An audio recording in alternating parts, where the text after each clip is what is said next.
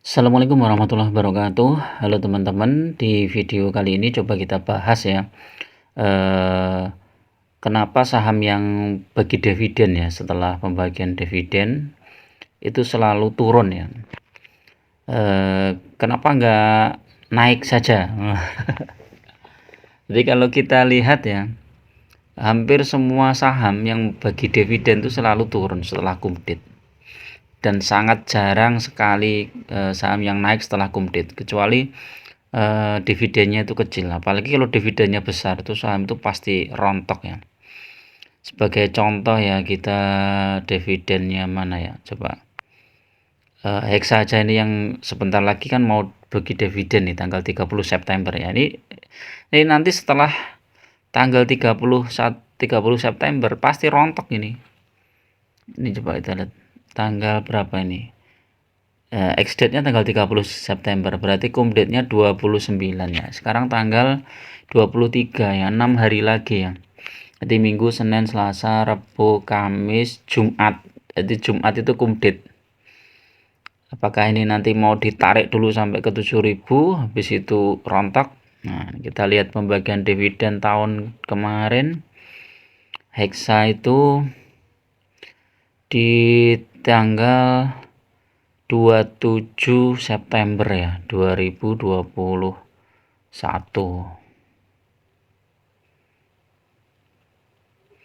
Oh ini ya 30 September 2022. 30 September 2022 ya. Bentar.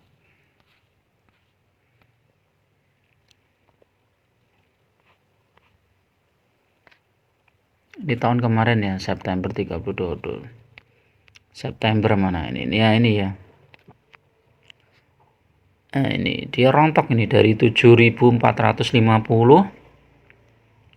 di hari besoknya langsung rontok ke berapa ini, nggak begitu kelihatan ya, mungkin sekitar 6 ribuan ya. Hampir 1.400 poin. Terus habis itu turun terus sampai dengan sekitar bulan Maret atau April baru naik lagi, Mei, Juni, sampai ini mau mendekati pembagian dividen lagi. Dan ini selalu seperti itu ya. Contoh lain misalnya BSSR. Ini kita lihat BSSR nih ya. Ini menjelang pembagian dividen ya, mungkin 1 bulan atau 2 bulan sebelumnya tuh naik tinggi, setelah itu rontok. TMG coba kita lihat. Ini TMG juga gitu ya. Ini dividen final yang bulan April rontok ya kan. ITMG ini kan bagi dividen 2 kali ya kalau nggak salah. Bulan April dan bulan September. Jadi April ini naik, nah ini betul naik, turun. Sebenarnya yang September juga kemarin September itu naik kemudian turun. Ini ya. Nah, itu kenapa harus turun ya? Ada beberapa pendapat ya. Yang pertama mengatakan bahwa ada trader atau swing trader yang menjual ya setelah kumdit, besoknya langsung dijual ya, jadi rontok, harga sahamnya langsung rontok ya, seperti ini ya. Jadi di ITMG ini dari 30.000 rontok ke 28.000, ini rontok 2.000 poin ya ITMG ini. Terus kenapa mereka jual ya, karena mereka menganggap sudah ini ya, sudah cuan dari dividennya ya. Jadi ketika dia jual di harga minus mungkin yang di bawah jumlah dividennya ya, dia masih cuan ya, misalnya 2%, 3% tuh dianggap masih cuan ya. Kalau kemarin ini kan dividennya 2.660. Jadi kalau kita asumsikan 2.660 ini, jadi misalnya dia beli di harga 29.000, kemudian dia jual di harga 30.000 pun nggak masalah, ini masih untung 1.000 poin. Ini pendapat yang pertama. Yang pendapat yang kedua, ya ada beberapa market maker ya teman-teman. Ya kita nggak bisa memungkiri ya bahwa di sebuah bursa saham itu ada market maker ya. Istilahnya penjaganya saham itu yang jangan-jangan ada yang ya memang selalu ada ya orang-orang yang memanfaatkan margin ya. Jadi dia memanfaatkan margin, misalnya equities-nya jumlah modalnya di saham misalnya 1M, dia bisa punya margin 1 kali lipatnya 2 kali lipatnya. Ketika dia ngambil margin kemudian ternyata sahamnya ini nggak turun, ya otomatis dia akan untung besar ya di sini. Tapi ketika sahamnya itu turun, maka dia mau tidak mau harus jual sahamnya ya di harga bawah. Dan ini biasanya selalu rugi ya, karena apa? Ya karena margin itu kan tiap hari kan kita kena biaya bunga lah, paling nggak 1%. Kalau yang masih akun biasa, tapi yang akun margin mungkin bisa lebih kecil. Tapi kalau di total mungkin juga lumayan ya. Misalnya 1 hari 1%. Kemudian kalau ternyata sahamnya itu belum naik selama 3 hari, ya dia sudah kena 3%. Itu sudah rugi 3% lagi. Jadi dia misalnya taruhnya dividennya dapat 2.600 ya. Kemudian sahamnya turun sudah 2.600 itu sekitar berapa persen itu? Kalau kita lihat misalnya dianggap di 30.000 ya, 30.000 2.600 dibagi 30.000 sekitar 8,6% ya. 8,6% itu kalau sahamnya turun 10%, dia udah yang pakai margin sudah cemut-cemut gitu. Jadi, dan ya saya pengalaman juga ya seperti itu ya. Jadi iseng-iseng lah, siapa tahu nanti harga sahamnya nggak turun banyak ya. Tapi ternyata memang kalau dibandingkan dengan kita jual sebelum kumdet ya, kita lebih profit seperti itu ya. Jadi terutama yang baru mendekati kumdet, baru masuk, jadi kan harganya sudah naik tinggi. Seperti ITMG ini kan mulai bulan Juli dia sudah naik ya, padahal dia pembagian dividen tuh di bulan September ya, dia Juli, Agustus, September. Ini udah naik terus ini. Setelah itu baru turun. Nah, kalau kita masuk di bulan Agustus ini lumayan. Kita nggak kena jebakan dividen ini ya di bulan Agustus ini ya. Masuk di harga 26.500-an. Ini sudah nggak kena jebakan dividen. Jadi itu. Jadi khususnya untuk pemula ya teman-teman, jangan sekali-kali gunakan margin ya, apalagi untuk memburu dividen itu. Untuk investasi, untuk trading saja jangan gunakan margin, apalagi kalau untuk dividen ya. Dividen itu karena selalu ada jebakannya. Ya, jebakan itu ya untuk membersihkan, istilahnya kalau itu zaman dulu itu ada istilah penumpang gelap ya teman-teman. Jadi penumpang gelap itu kan orang-orang yang memanfaatkan kenaikan harga sahamnya saat mau mendekati pembagian dividen ya, dan dia spekulasi ya, ambil dividennya siapa tahu nanti harga sahamnya nggak turun jauh gitu kan. Dan ya sekarang lebih inilah ya, masih lebih enak ya, masih ada pembatasan ya. Zaman dulu itu nggak ada, ARB bisa lama sekali ya, apalagi kalau cerita saham Bumi itu dulu kalau ARB-nya itu sampai setiap hari nggak bisa jualan teman-teman.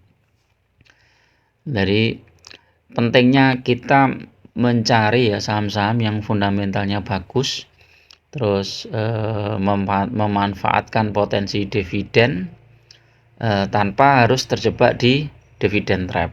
Jadi kan itu. Jadi ada dua pendapat itu teman-teman. Jadi silahkan teman-teman kalau mau investasi ke suatu saham, ingin mendapatkan dividennya dan capital gainnya ya bisa dua-duanya, asal teman-teman masuknya di harga yang bawah ya. Jadi seperti ITMG ini kalau kita lihat 3 tahunan ini ya, ini kan naik terus ini ya. Dari Januari 2020 dari ini Januari sekitar Juli ya, Juli 2020 itu harganya sekitar 7.450, kemudian naik terus sampai tertinggi di 45.000 ya.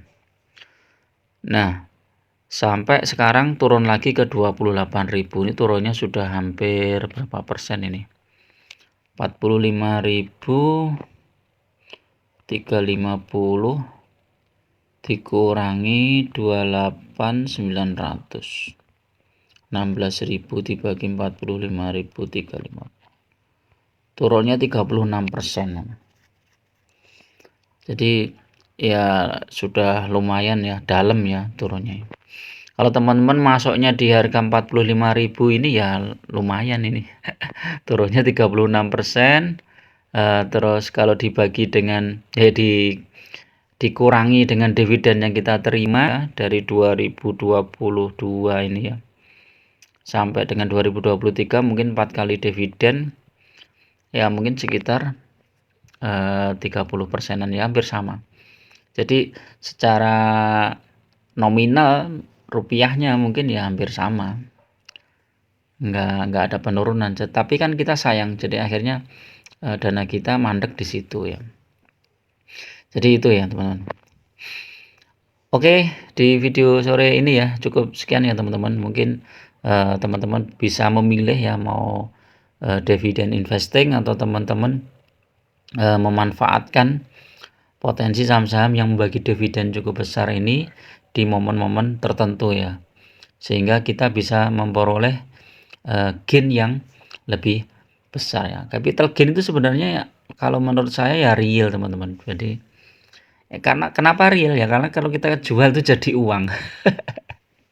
Jadi misalnya kita beli saham ITMG ini ya 1 tahun ini, dari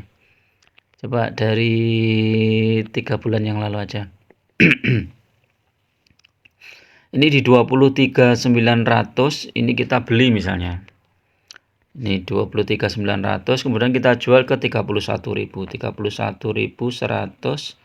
dikurangi 23.900. 7.200 dibagi 23.900. 30% teman-teman. Jadi kalau teman-teman beli harga ITMG ini di bawah ini ya, di bulan Juli 2023 ini 1 miliar ya. Ya sekarang sudah jadi 1,3 miliar. Dijual saat itu pun ya udah langsung untung ya, uangnya jadi 1,3 miliar.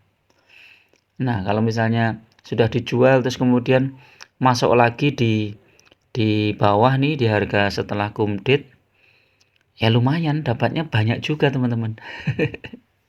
Jadi dan kita nggak usah lihat floating loss di portofolio kita. Ya ini tentu saja butuh pengalaman ya teman-teman, nggak langsung kita investasi modal seperti itu ya. Kalau untuk teman-teman yang pemula ya lebih baik mainnya jangka panjang aja.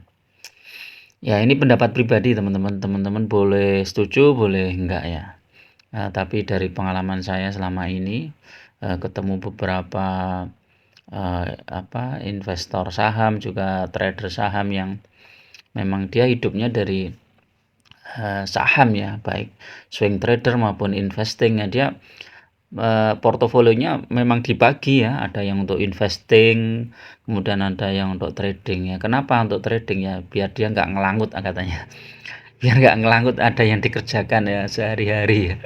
Walaupun dia nggak tergantung dengan tradingnya itu, misalnya oh ternyata nggak naik-naik ya sudah dibiarin aja. Tapi begitu naik yang trading ya dia jual.